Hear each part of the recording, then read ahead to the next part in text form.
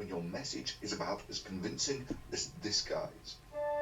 I'm not ashamed to admit that I'm a Christian, but you don't need to be in the pew every Sunday to know that there's something. Flashback. Let's turn to the reporter who wrote the story for Rolling Stone. She is Sabrina Rubin Erdely. See, feminists have to make up rape allegations. The problem of rape on college campuses. To be noticed. This You is gotta an make issue it that's up. being discussed everywhere. And Liars like this chick, Sabrina Rubin Elder, is a liar. On the ground level, when there's a rape at college. Sabrina There wasn't a Rubin rape at college, so she's lying. To find evidence of rape culture on campus. There's no rape culture. It's made up by Each feminists. video in this new series will be Especially between this 10 and chick. 20 She's just the minutes most long, with retarded well-researched in-depth one I've seen. analysis. 7 men took turns raping the 18-year-old over 3 hours. And it was a lie. Watched, according to the piece. And with the story fitting her She should have got hung because Why the hell of false should she allegations to care ruin a if man's it's life. true or not? And boy, did the feminists lap it up. This is an intolerable act that needs to stop now. I'm really, really, really furious at the culture of rape. Facts were wrong. The date of the accused, of the alleged rape, which is almost a capital crime, used to be one, is wrong. The fact that these two people worked together is wrong. The fact that a person who was accused of this act of felony act. Feminists have to lie. They said he did. According to the Post, a student who came to Jackie's aid that night now says she did not appear physically injured. I would as never told by believe a Rolling feminist Stone. after A this. 5-month police They're liars. investigation led to this conclusion. There's no substantive basis to conclude what is described in that article happened that night. The University of Virginia asked the Charlottesville Police Department to look into allegations of a 2012 gang rape at its Phi Kappa Psi fraternity house. The incident was described in graphic detail in a bombshell article in the November 2014 issue of Rolling Stone magazine. When I first encountered Jackie, I was absolutely shocked by her story.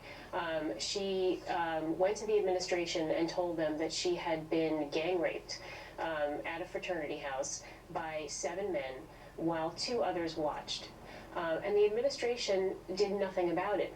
This after the magazine admitted didn't happen. discrepancies in the story of the young woman who went by Jackie. Doubt has been cast on 3 key allegations. In a statement Phi Kappa Psi fraternity issued late last week, it denies there was a social event at the house the weekend of the alleged rape. That there was a fraternity that was having parties and holding fraternity rush and so forth, that it had numerous now allegations against it for gang rape, but nobody was ever warned. The accuser told Rolling Stone her rape appeared to be part of a fall pledging ritual, but the fraternity says initiations only happen in the spring and that ritualized sexual assault is not part of any initiation process. The alleged victim, a woman identified only as Jackie. A feminist. She remembers every moment of the next 3 hours of agony. 'Cause she During made which the story she says up. 7 men took turns raping her, she told the magazine. As I kept She reporting, trolled it herself. became clear that other facts, just weren't lining up right. A reporter for the Washington Post interviewed Jackie after the Rolling Stone article came out. He says her statements to him contradicted Rolling Stone's reporting. The idea that they didn't know some of the details of Jackie's case, that sounds a little disingenuous to me, only because when I approached Jackie about this article, she was very forthcoming about all the details. She said, well, maybe the party wasn't at Phi Psi, and then she told me that maybe the person who attacked her wasn't a member of the fraternity at all. She remembers every moment of the next 3 hours of agony. In its expanded apology of its shoddy reporting said, oh, well, this alleged victim, Jackie, she spoke about her assault. Her friends believed it. The rape activists on campus believed it. She spoke at the rape activist, seminars. So what? That doesn't mean anything. That proves nothing. However, it turns out that basically every fact that could be checked on this turned out to be bullshit. In the world of feminism, facts really aren't that important, as was shown with the I Stand With Jackie hashtag campaign, or in this amazing display by Amanda Markov. Does this just put, sort of Jackie's story into absolute tatters? I mean, people are now sort of saying, well, that's it, it was a lie in the first place. It Is that was. the conclusion that you jumped to? No, I mean, I think they were going to say that no matter what, no matter how airtight it was. I mean, It's not airtight. Like, it's really shameful to see the Rolling Stone throw their source under Tell the the bus story, huh? and basically You don't want him to tell the insinuate that truth. she's lying. What the hell? Huh? So Amanda Marcotte's great feminist reasoning is that Holly wouldn't have believed her anyway. And that somehow means that the utterly discredited Rolling Stones mass rape on campus victim hasn't been discredited. What planet are these munchkins from? I mean, I guess I shouldn't be that surprised, though. I mean, feminist research. I mean, Rolling Stone, they sent a reporter to Harvard, to Yale, to other elite universities trying to find a rape story. She set out to find somebody who would talk about rape as a problem on a college campus. You know, it's like creationist research. You start with your prejudices and look for evidence to reinforce them. Yeah, as the editorial staff at the Wall Street Journal said, Miss Eardley did not construct a story based on facts, but went looking for facts to fit her theory. You know, feminist research. As you might imagine, this project requires an enormous amount of research. Yeah. I do think that we are on the cusp of some kind of cultural change, and the reason for saying that is just the idea that we are listening to these rape victims for the very first time. I mean, that is a huge shift. There you go. Pure research gold from our Rolling Stones reporter. We are only now, in 2014, starting to listen to rape victims for the first time. Actually, I'm pretty certain that rape's been against the law for quite some time now. But let's remind ourselves of what this story, which appears to have no factual basis, proves to feminists. Before I say anything else, I have to thank you, Sabrina, for writing this. I think you've done a tremendous act of public service, and I'm genuinely By very, lying? very grateful. Thank you. It is hard to read Harmful. an article like this and avoid the conclusion that we live in a culture that hates women, just hates us. It's hard to read an article like this and See how conclude stupid is that? that men in this culture, boys and men in this culture, are raised to see women as not just less than men, but in some cases... See, that's how less than stupid they Well, are. that's It's not like that at all.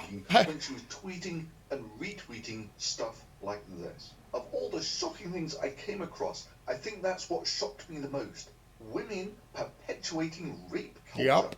And Cindy Gallup says, the more privileged he is, the more likely the woman has to die before he's held accountable. What Which country Sabrina are you says from? Makes the blood boil, doesn't it? Thanks for reading my article and spreading the word.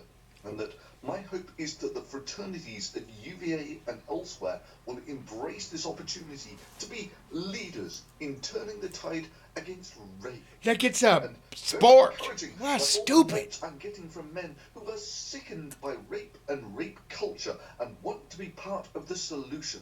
Not to state the obvious, but enlightened men are key to fixing the rape epidemic. Let's It's light 'em more, proud huh? To have you on board. Let's recruit more. Well, actually, Sabrina, as an enlightened man, one of those who you think is key to fixing this stuff, let me just give you a helping hand in order to fix something. First of all, you must show it exists. And honestly, so far, your best efforts have only served to highlight why we shouldn't believe agenda-driven feminists, rather than that this rape culture even exists. Well, the college rape epidemic meme went viral at the same time that rates of violent crime, including rape, were falling dramatically. And then she trusted you to do the right thing, along with a photo of just how much feminists understand the concept of innocent until proven guilty. Or at least until a competent non-feminist reporter has taken a look at the case. Seriously, she was proud of this feminist lynch mob her article inspired to take pitchforks and go and stand outside some innocent frat house. Bravo. And of course, the moment of unintentional irony. You know that UVA gang rape case, the one with no grounding in reality? Well, according to Sabrina, that ain't the exception. That's the norm. I mean, part of the reason why I chose University of Virginia is because I felt that it was really representative of what was going on at campuses across the country. So, let's get this right. Feminists, she just admit that that didn't happen, and now that's happening everywhere, which it doesn't happen. That means she's admitting that lying is going on at every campus. So, so this proves feminists have to lie and make up stories to prove that their purpose is real. Later, guys.